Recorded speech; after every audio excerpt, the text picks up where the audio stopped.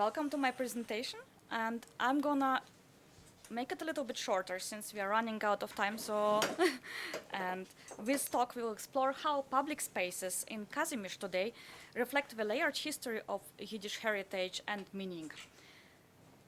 And something is not working. Oh, okay. So I would like to say a few words about general linguistic landscape and why it actually matters. So linguistic landscape refers to a visible language in public spaces. It reflects cultural identity and historical memory and power dynamics.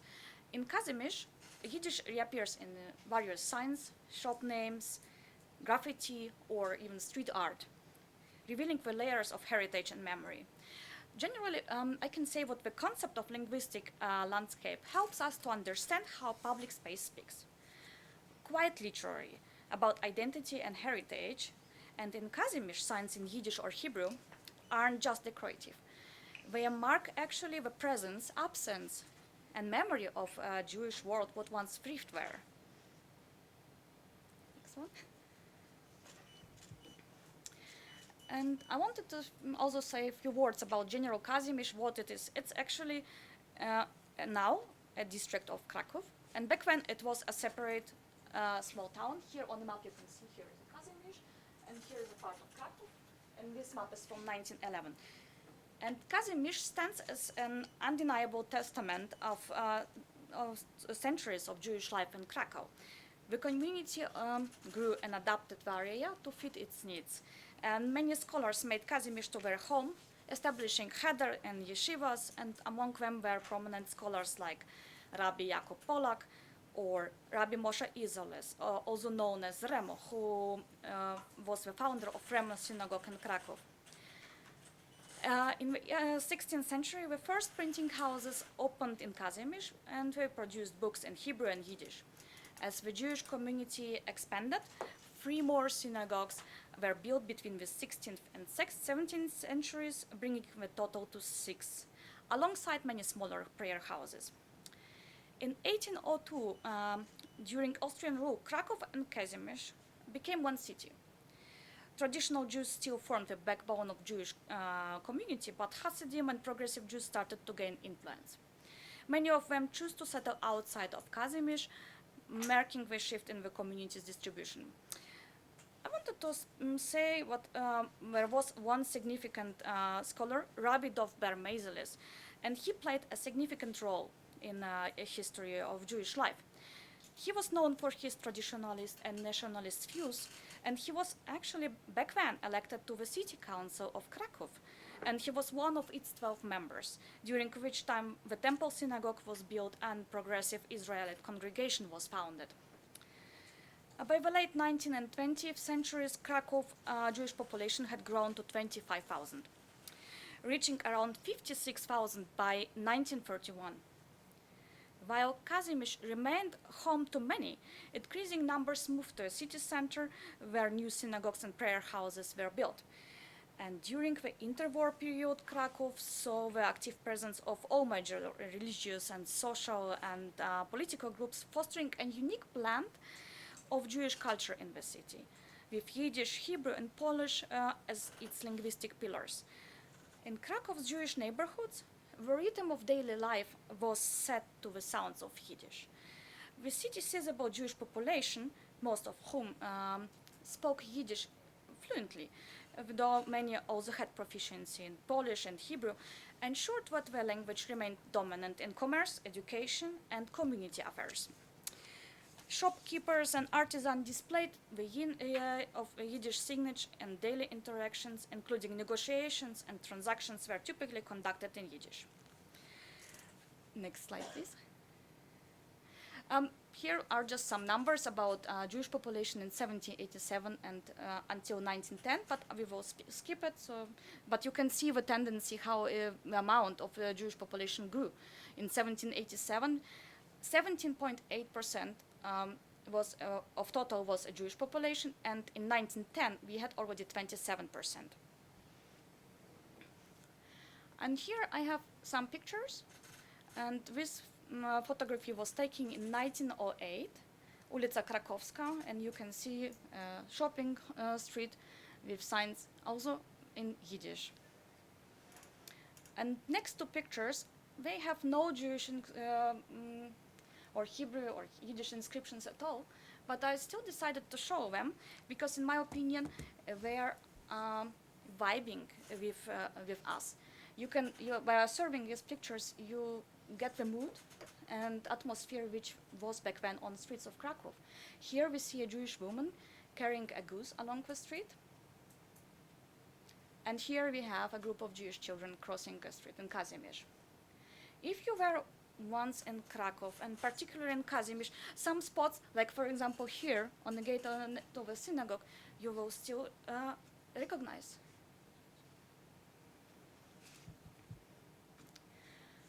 Well, with the outbreak of the Second World War, everything changed. This historically and culturally landscape was shattered by the brutal forces of Nazi occupation. In 1942, the Nazi authorities forced the Jews of Kazimierz and Kraków to leave their homes and relocate to the ghetto in the eastern part of Podgórze. Public space fell silent, synagogues closed, signs removed, culture erased. Under communism, Jewish spaces were neglected or repurposed. Please pay attention to the background picture. I took it during my last visits in Kraków, and I think it's very important. One important point is the message. You can find it all around the Kazimierz, sprayed in different colors, in black, mostly in black and red.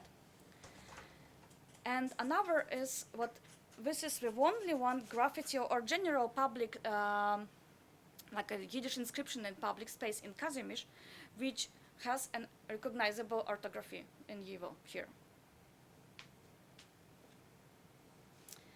So post-war 1989, a new chapter. After the Holocaust and decades of communist rule, Kazimierz became a neglected and crumbling district. But following the fall of communism in 1989, a wider cultural opening emerged. People began to rediscover histories that had been suppressed or forgotten, including the rich legacy of Jewish life in Kraków. Until the early 90s, Kazimierz remained a run-down part of the city.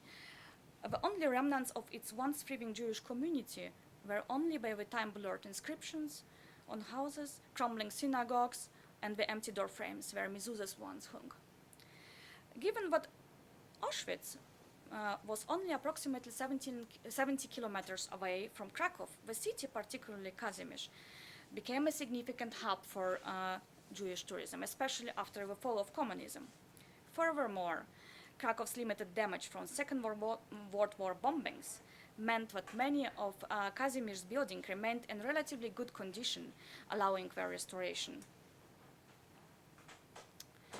So, while the Yiddish-speaking community of Kazimierz was largely erased during the Holocaust, today the language and its visual traces are experiencing a kind of second life, especially in the public spaces of a district. Revival of klezmer music, Jewish-themed restaurants, or even Jewish culture festival. Yiddish in Hebrew scripts are now common on building facades, restaurant signs, and shop windows. These signs are often stylized to evoke a sense of nostalgia, vintage fonts, fox-weathered wood, and traditional motifs. But most of these signs were installed in the late 90s or even later. Were not very authentic, but I can say what this is, in my opinion, deliberate reconstruction designed for visual and cultural effect. Kazimierz attracted many investors, mostly of them non-Jewish, leading to the establishment of institutions like the Galicia Jewish Museum, Jewish-themed restaurants such as Dawno temu na Kazimierzu or Ariel, shops selling Jewish souvenirs and educational literature. These changes, they breathed new life into Kazimierz, making it one of Krakow's most dynamic districts. Kazimierz and the former ghetto in Podgórze are home to numerous memorials, graffitis, and murals. Yiddish and Hebrew inscriptions alongside depictions of cultural heritage and Holocaust remembrance mark the urban landscape, most of them crafted by non-Jewish artists acting on their own initiative. Here on this picture we can see actually a graffiti which was created by the Israeli group Broken Fingers, and it was created for the 24th Jewish festival to honor the Bosak family, who lived in this area until the Krakow's ghetto was established in 1941 during German occupation of Poland in World War II. By honoring the Bosak family, the artwork contributes also to the ongoing effort to preserve the memory of Krakow's Jewish heritage. Well, as I mentioned before, linguistic landscape of Kazimierz features a variety of signs, posters, and historical markers in Yiddish, Polish, English. While we can see the tendency what historical markers are primarily in English and Polish, other signs and visual elements frequently combine multiple languages or use them separately. On this picture, we can see the Hotel MR67 Majora Poborta. It presents bilingual signage in Polish and Yiddish. However, even though this building was recently restored in, I think in 2021, it's not really unclear if this hotel in this building actually was before. So it might be actually here just for business purposes a sign in also Yiddish. So the streets of Kazimierz are lined also with restaurants whose names echo Jewish heritage, often in Yiddish or Hebrew, like Klezmer is what we can see on the picture, or Ariel. While a sign for Klezmer appears in both in Hebrew and Roman alphabet, Ariel sign is exclusively in Roman alphabet. The linguistic presence not only acknowledges history, but also invites visitors to experience nostalgic connection to the past. However, the usage of Yiddish words within such establishment might be used in order to indicate the belonging to Jewish culture, or maybe even create a Jewish place. In the case of restaurant Klezmer one can even notice a spelling mistake. It's over here, it's not really visible. However, instead of Kraków, we can see Kraków written. This is just one of example of broader pattern of errors on such signs in Kazimierz. Kraków appears for me to have been copied from 19th century Hebrew literature rather than Yiddish.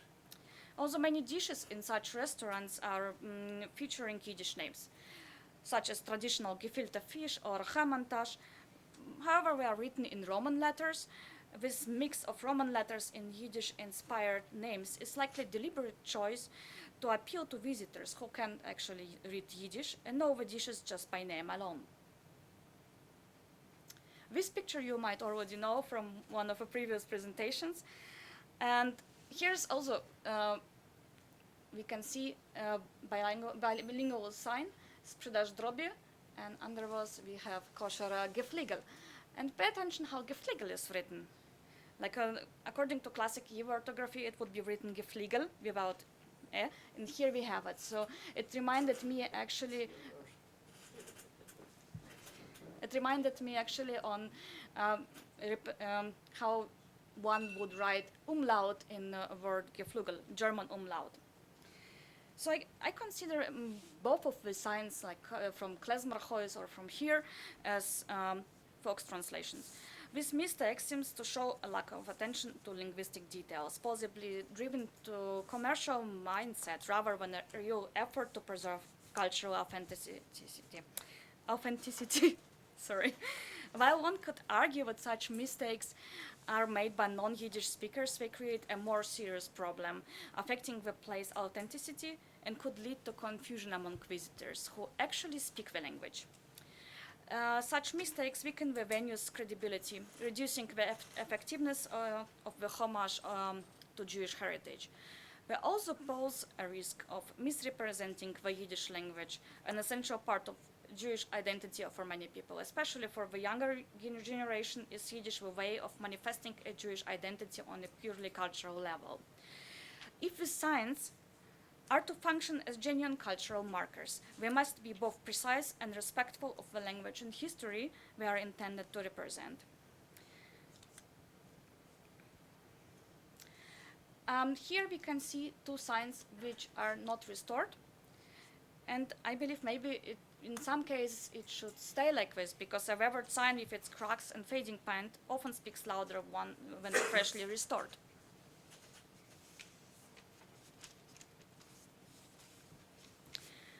And here I wanted to say some words about Jewish Culture Festival.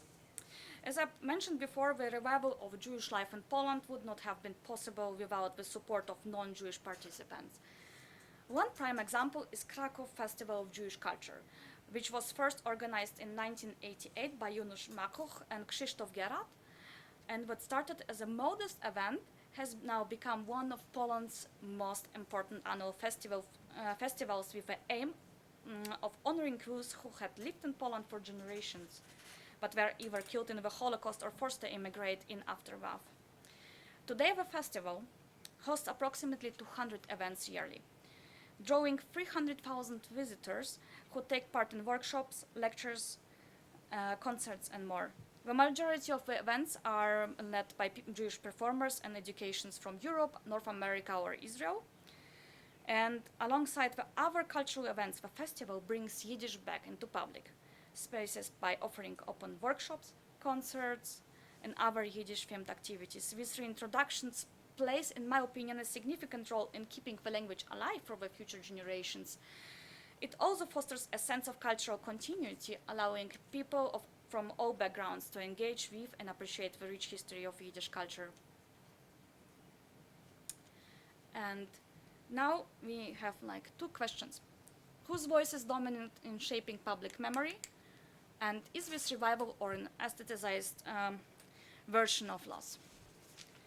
Here we need to pause and ask, what is exactly being revived in Kazimierz? And who gets to define it, actually?